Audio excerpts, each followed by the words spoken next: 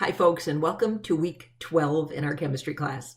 And this week it is all about hydrocarbons and energy.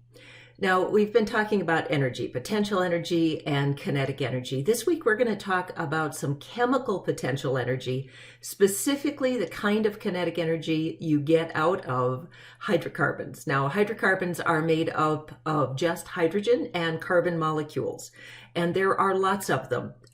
They are most of the fuels that you and I are used to. Methane in our stove, propane that we use to power our gas grills, gasoline that powers our cars, diesel fuel that powers big trucks and trains and things like that. So we're going to talk about what is a hydrocarbon, how do you get the energy out. We're also going to spend some time talking about the difference between organic versus inorganic compounds.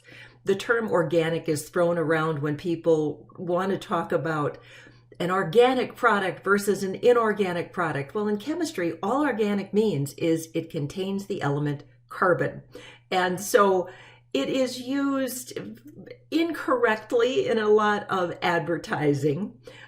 Organic means something if you are a farmer or you're producing produce, milk products, meat products. Aside from that, if you're talking about shampoo, face cream, or your socks, it doesn't mean diddly squat. And so we're going to go into what's the official chemical definition of organic.